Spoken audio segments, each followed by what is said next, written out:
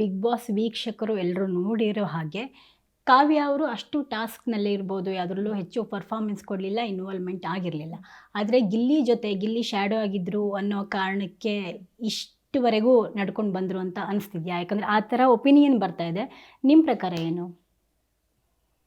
ಬಸಿ ಅದು ಯಾಕೆ ಬಂತು ಅಂತಲೂ ನಾನು ಹೇಳ್ತೀನಿ. ಜಂಟಿಯಾಗಿ ಹೋಗಿರ್ತೀವಿ ಮನೆಗೆ, ಅವರಿಬ್ಬರೇ ಜಂಟಿಯಾಗಿದ್ದರಿಂದ ಅದೊಂದು ಒಪಿನಿಯನ್ ಫಾರ್ಮ್ ಆಗುತ್ತೆ ಮನೇಲಿ.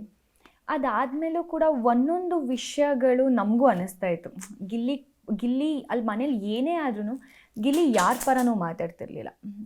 ಈಗ ಅಲ್ಲಿ ಏನೇ ವಿಷಯಗಳು ಜಗಳಗಳು ಯಾರದೇ ಜೊತೆ ಆಗ್ತಿದ್ರು ಕೂಡ ಅವನೊಂದು ಪಾಡಿಗಿರ್ತಿದ್ದ. ಬಟ್ ಕಾವ್ಯನ ಜೊತೆ ಜಗಳ ಆಗ್ತಿದ್ದಾಗ ಸಡನ್ನಾಗಿ ಬಂದುಬಿಡ್ತಿದ್ದ. ಯಾಕೆ ಹಿಂಗೆ ಹೇಳ್ತಿದ್ದೀರಾ ಹೇಗೆ ಅಂತ ಸ್ಟ್ಯಾಂಡ್ ತೊಗೊಳಕ್ಕೆ ಬರ್ತಾ ಇದ್ದ ಅಲ್ಲಿ. ಸೊ ಅವಾಗ ನಮಗೆ ಅನ್ನಿಸ್ತಿತ್ತು, ಇವನ್ ಕಾವ್ಯನ ಮ್ಯಾಟ್ರಲ್ಲೂ ನಮ್ಗೆ ತುಂಬ ಅನ್ನಿಸ್ತಿತ್ತು ಅದು. ಗಿಲ್ಲಿ ವಿಚಾರ ಏನಾದ್ರು ಬಂತು ಅಂದರೆ ವಾಯ್ಸ್ ರೇಸ್ ಮಾಡ್ತಾ ಇದ್ದಾಳೆ ಇವಳು. ಬಟ್ ಬೇರೆಯವ್ರ ವಿಷಯ ಅಂತ ಬಂದಾಗ ನಮ್ಗೆ ಅಷ್ಟೊಂದು ಅವಳು ಮಾತಾಡಿರೋ ನನಗೆ ಅನಿಸಿರಲಿಲ್ಲ. ಆ್ಯಂಡ್ ವೀಕೆಂಡಲ್ಲಿ ಹೇಳ್ತಾ ಇದ್ದಾಗಲೂ ಕೂಡ ಎಲ್ಲೋ ಕರೆಕ್ಟ್ ಮಾಡ್ಕೊಳ್ಲಿಲ್ಲ. ಅದಕ್ಕೆ 2 ವೀಕ್ಸಿಂದ ಸುದೀಪ್ ಸರ್ ಕೂಡ ಅದನ್ನೇ ಹೇಳ್ತಾ ಇದ್ದಾರೆ. ಏನು ಹೇಳ್ತಿದ್ದೀರಾ ಕಾವ್ಯ, ಅವ್ರು ಯಾಕೆ ಅರ್ಥ ಮಾಡ್ಕೋತಾ ಇಲ್ಲ ಅಂದ್ಕೊಂಡು ಏನೇನೋ ಡಿಸ್ಕಷನ್ಸ್ ಆಗುತ್ತೆ. ಎಲ್ಲೋ ಸ್ವಲ್ಪ ಹಾಗನ್ನಿಸ್ತು. ಬಟ್ ಅವಳು ಅದನ್ನು ಚೇಂಜ್ ಮಾಡ್ಕೊಳ್ಳೋಕೆ ಟ್ರೈ ಮಾಡಿದ್ಲು, ತುಂಬಾ ಟ್ರೈ ಮಾಡಿದ್ದಾಳೆ. ನಾನು ಒಂದು ವಾರ ಸೇಫ್ ಕೂಡ ಮಾಡಿರ್ತೀನಿ ಅವಳನ್ನ.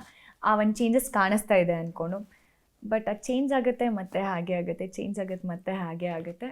ಸೊ ಹಾಗೆ ಆ ಒಪಿನಿಯನ್ ಕ್ರಿಯೇಟ್ ಆಗಿದೆ ಅನಿಸುತ್ತೆ. ಓಕೆ, ಈ ವೀಕಲ್ಲಿ ಲಾಸ್ಟಲ್ಲಿ ಕಾವ್ಯ ಹೇಳ್ತಾರೆ, ಇದು ನನಗೆ ಇಷ್ಟ ಆಗಲ್ಲ ಗಿಲ್ಲಿ, ರೇಗಿಸ್ಬೇಡ ಅನ್ನೋದನ್ನ ಫೈನಲಾಗಿ ಹೇಳ್ತಾರೆ.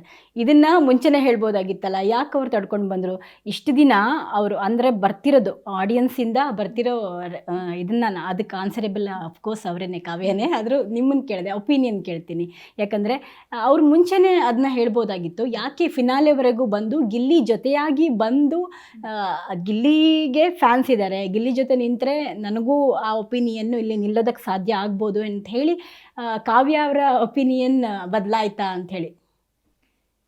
ಇದಕ್ಕೆ ಒಂದು ಕ್ಲಾರಿಟಿ ಕೊಡ್ತೀನಿ. ಕಾವ್ಯನ ಪರ ಆಗಿ ತೊಗೊಳಲ್ಲ ನಾನು. ಬಟ್ ನಮಗೆ ಯಾರಿಗೂ ಅಲ್ಲಿ ಯಾರಿಗೆ ಎಷ್ಟು ಫ್ಯಾನ್ಸ್ ಇದ್ದಾರೆ ಅನ್ನೋದು ನಮಗೆ ಐಡಿಯಾನೇ ಇರಲ್ಲ.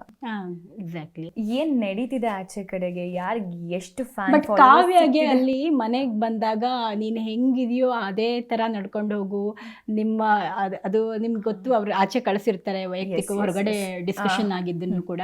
ಅವರು ತಮ್ಮ ಬಂದು ಎಲ್ಲ ಹೇಳಿ ನಿಮ್ಮದು ಜೋಡಿ ತುಂಬ ಸೂಪರ್ ಹಿಟ್ ಆಗಿದೆ ಈ ಥರ ಎಲ್ಲ ಹೇಳೋದು, ಅದು ಗಮನಿಸಿದಾಗ ನಿಮ್ಗೇನು ಅನ್ನಿಸ್ತು?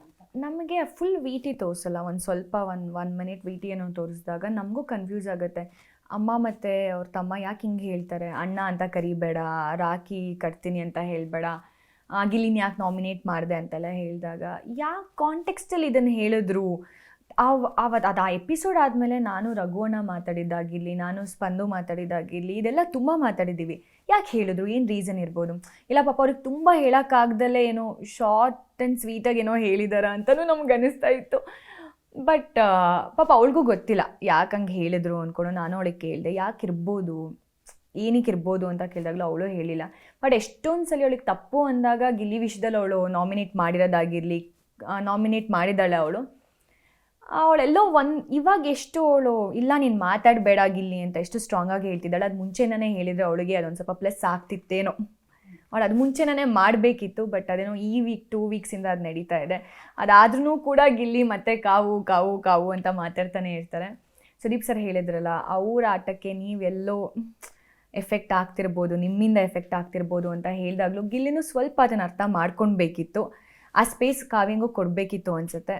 ಅವನು ಸ್ಪೇಸ್ ಕೊಟ್ಟಿಲ್ಲ, ಇವಳು ಆ ಸ್ಪೇಸ್ ಕ್ರಿಯೇಟ್ ಮಾಡ್ಕೊಂಡಿಲ್ಲ ಅಂತ ಅನ್ನಿಸ್ತು.